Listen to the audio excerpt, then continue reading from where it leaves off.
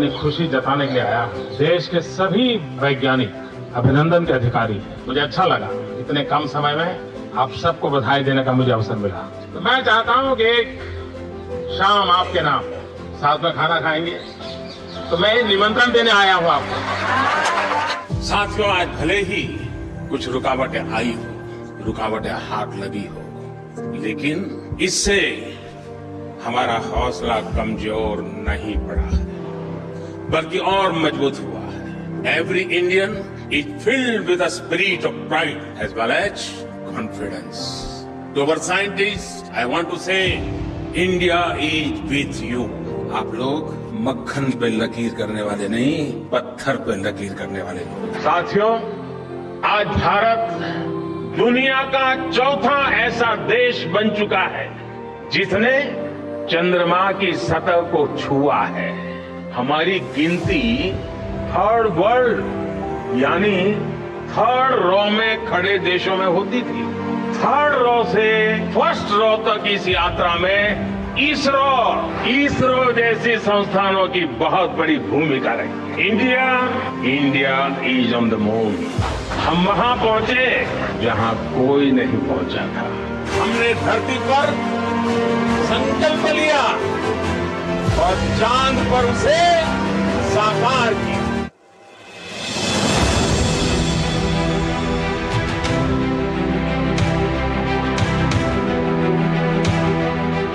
साल 2023 अब हम सभी को अलविदा कहने वाला है। जाते हुए साल में तमाम अच्छी बुरी यादें भी जहन में ताजी हो जाती हैं। भारतीय वैज्ञानिकों के लिए ये साल बहुत ही यादगार रहा।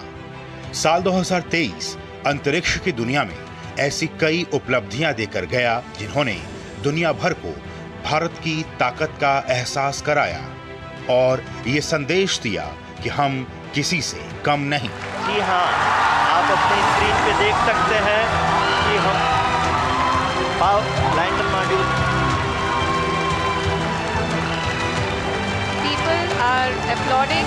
Let us all wait to hear from the Secretary Department of Space and Chairman ISRO, Shri S. Somnath.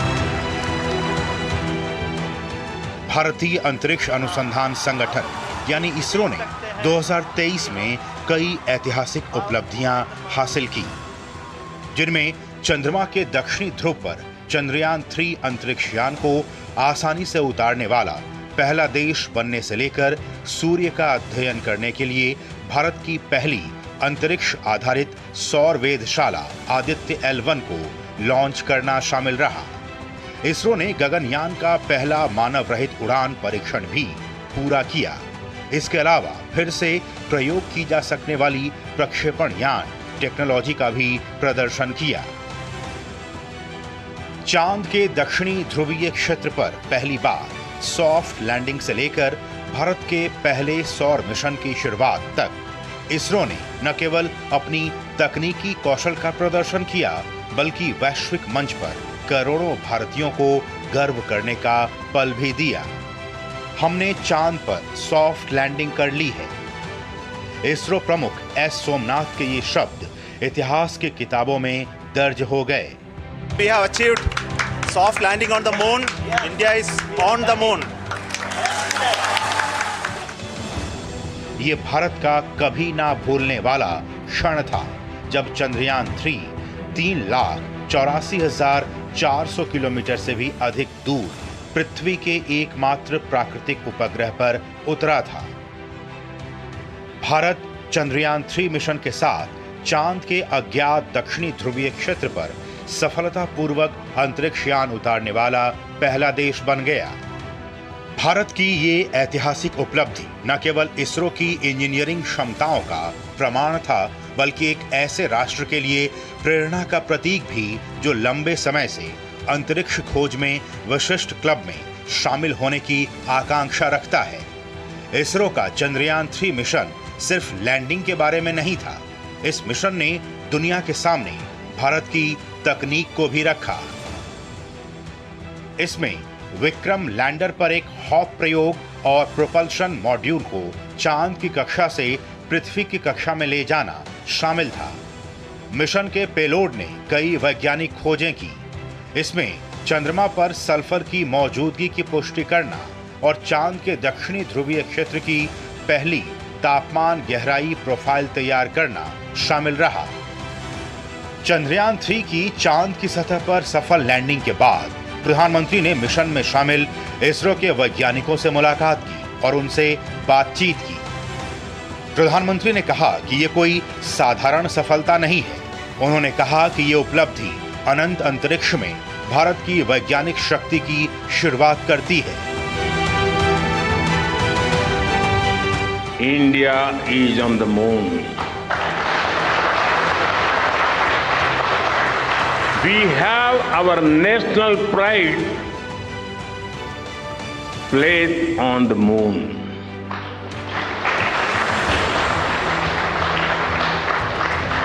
हम वहां पहुंचे जहां कोई नहीं पहुंचा था।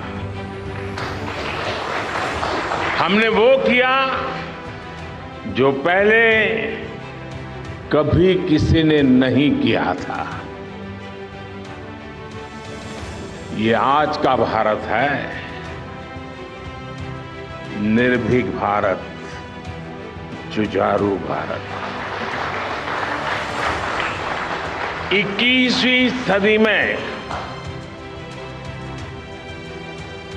यही भारत दुनिया की बड़ी बड़ी समस्याओं का समाधान करेगा। मेरी आंखों के सामने 23 अगस्त का वो दिन, वो एक एक सेकंड बार बार घूम रहा है। जब टचडाउन कंफर्म हुआ तो जिस तरह यहां इसरो सेंटर में पूरे देश में लोग उछल पड़े, वो दृश्य कौन भूल सकता है। कुछ स्मृतियां अमर हो जाती हैं।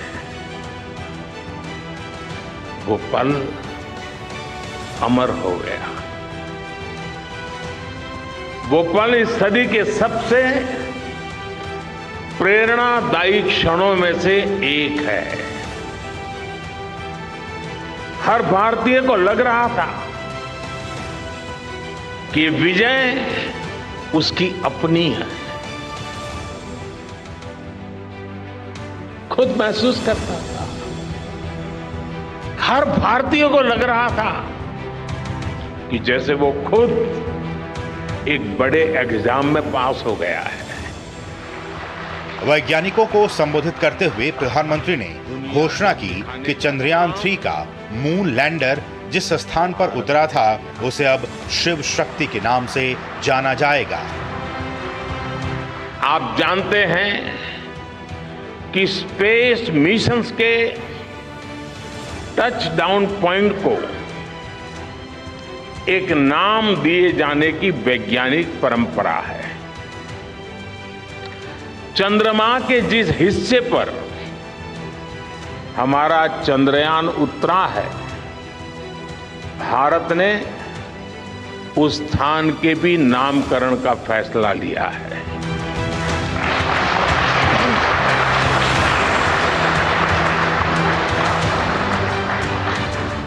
जिस स्थान पर चंद्रयान 3 का मून लैंडर उतरा है, अब उस पॉइंट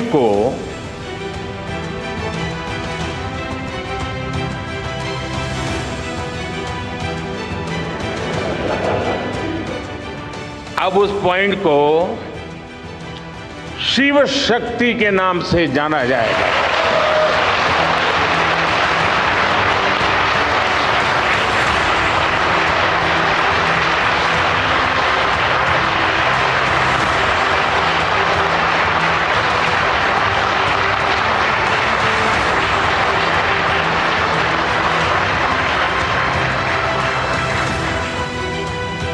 शिव में मानवता के कल्याण का संकल्प समाहित है और शक्ति से हमें उन संकल्पों को पूरा करने का सामर्थ्य मिलता है। चंद्रमा का शिव शक्ति पॉइंट हिमालय से कन्याकुमारी से जुड़े होने का बोध कराता है। इस दौरान प्रधानमंत्री ने एक्सपर्ट के अनुमानों का उल्लेख करते हुए कहा कि भारत का अंतरिक्ष उद्योग अगले कुछ वर्षों में $8 बिलियन से बढ़कर $16 बिलियन का हो जाएगा। आज बड़े बड़े एक्सपर्ट्स कह रहे हैं कि अगले कुछ वर्षों में भारत की स्पेस इंडस्ट्री $8 बिलियन से बढ़कर $16 बिलियन की हो जाएगी।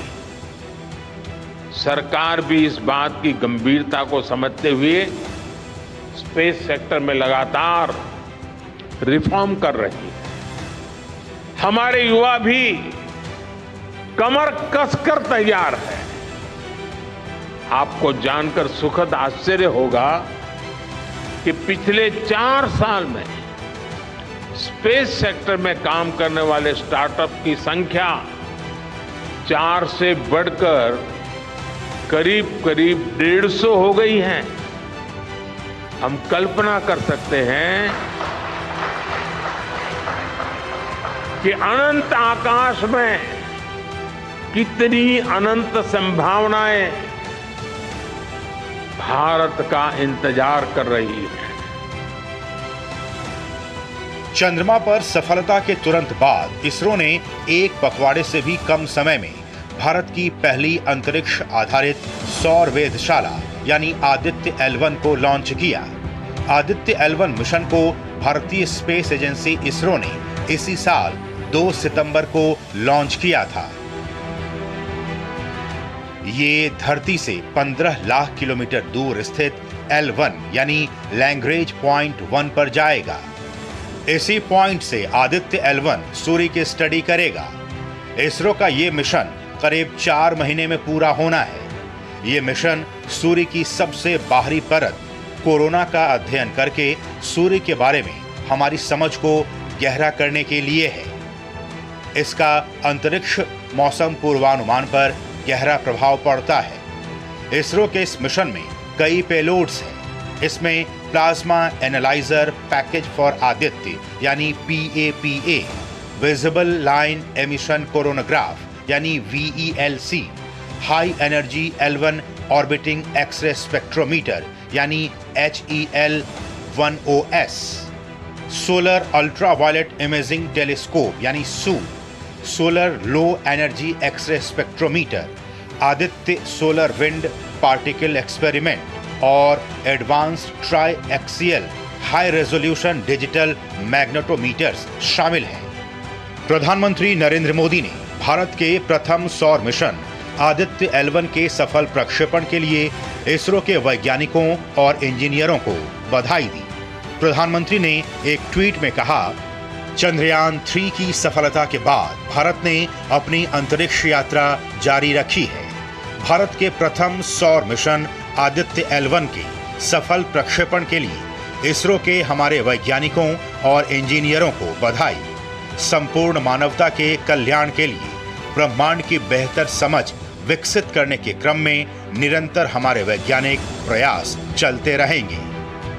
आदित्य L1 के लॉन्च के मौके पर मौजूद केंद्रीय मंत्री डॉक्टर जितेंद्र सिंह ने वैज्ञानिकों को संबोधित करते हुए कहा कि चंद्रयान 3 की सफल लैंडिंग के ठीक बाद आदित्य L1 का सफल प्रक्षेपण भी संपूर्ण विज्ञान और संपूर्ण राष्ट्र के दृष्टिकोण का प्रमाण है, जिसे हमने अपनी विश्व संस्कृति में अपनाने की मांग की है।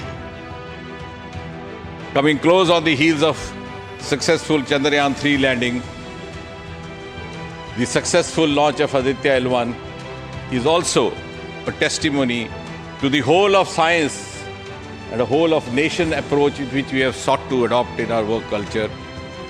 While ISRO is credited in executing this mission, the science institutes across the country have come forward to contribute in one form or the other in small measure or big, to this mission. To name a few, the Indian Institute of Astrophysics, Bengaluru, the National Aerospace Laboratories, the Tata Institute of Fundamental Research, Mumbai, the Nijri NGRI, Nagpur, the IIT Kharagpur, IIT Madras, IIT Delhi, IIT Mumbai, and the list is too long. But that, having said that, gives me the confidence to say that this day, the 2nd of September 2023, is a day of reckoning when we move on into the next 25 years of Amrit Kal, and Mother India pledges with the collective will and collective effort of our 140 crore children to reach and occupy the place of pride on the world pedestal.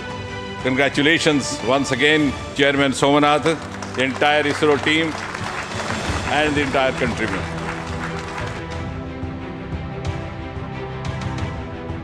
तमाम बाधाओं और चुनौतियों से पार पाते हुए इसरो ने Gaganyaan mission की पहली टेस्ट फ्लाइट लॉन्च कर इतिहास रच दिया।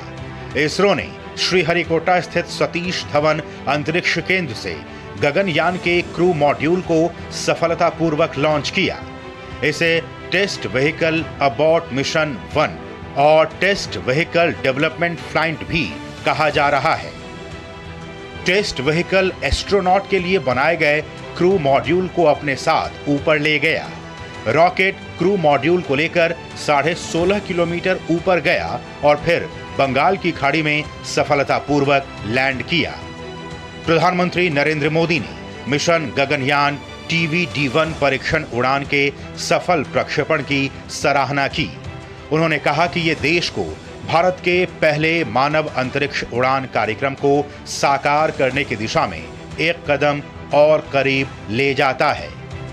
प्रधानमंत्री ने सोशल मीडिया मंच X पर पोस्ट किया कि ये प्रक्षेपण हमें भारत के पहले मानव अंतरिक्ष उड़ान कार्यक्रम गगनयान को साकार करने की दिशा में एक कदम और करीब ले जाता है। इसरो के हमारे वैज्ञानिकों को मेरी शुभकामनाएं।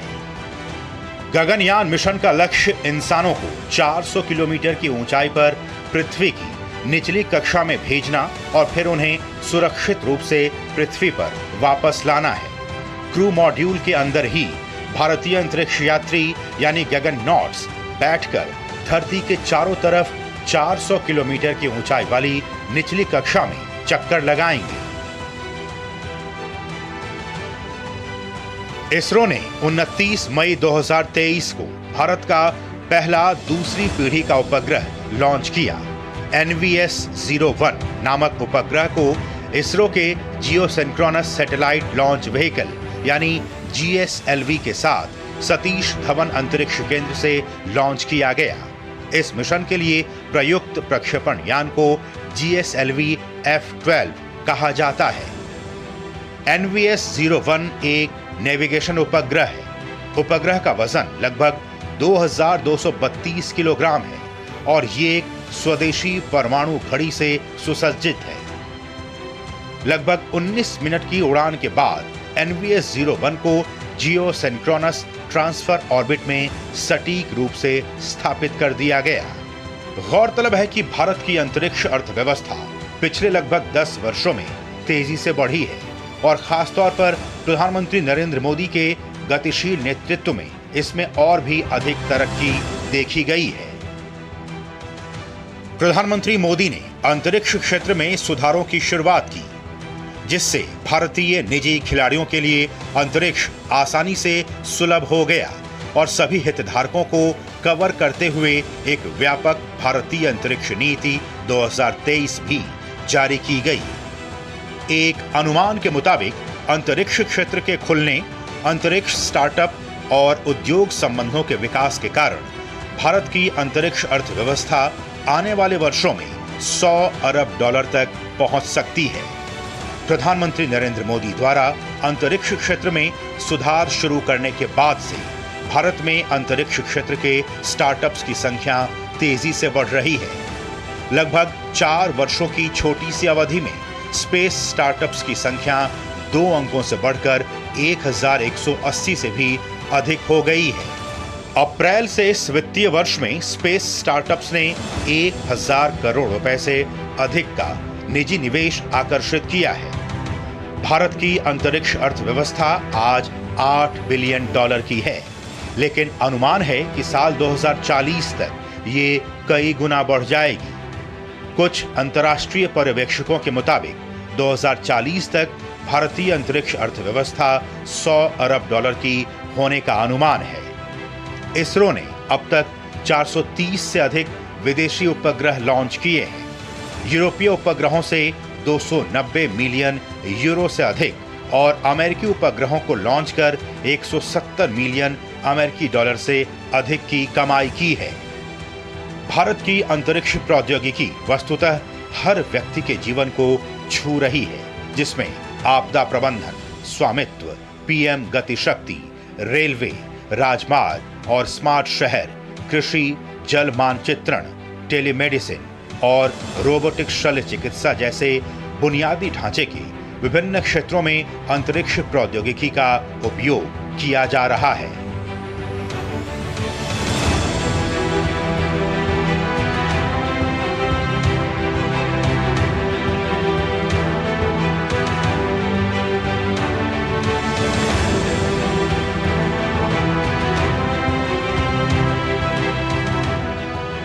अमृतकाल और प्रधानमंत्री के इंडिया एट 2047 के विजन में भी अंतरिक्ष क्षेत्र शामिल है। उम्मीद की जानी चाहिए कि आने वाले वर्षों में जब भारत अपना 100वां स्वतंत्रता दिवस मनाएगा और विकसित राष्ट्र की श्रेणी में खड़ा होगा, तब हमारा स्पेस सेक्टर आसमां की और भी अनंत ऊंचाइयों को छूता नजर आएगा।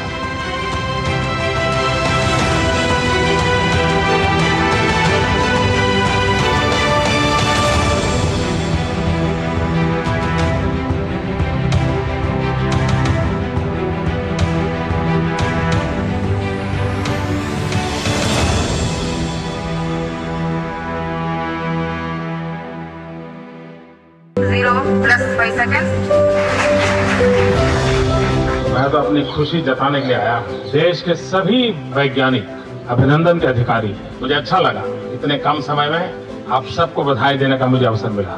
तो मैं चाहता हूं कि एक शाम आपके नाम साथ में खाना खाएंगे, तो मैं निमंत्रण देने आया हूं आपको। साथियों, आज भले ही कुछ रुकावटें आई हो, रुकावटें हाथ लगी हो, लेकिन इससे हमारा हौसला कमजोर नहीं पड़ा है, बल्कि और मजबूत हुआ है।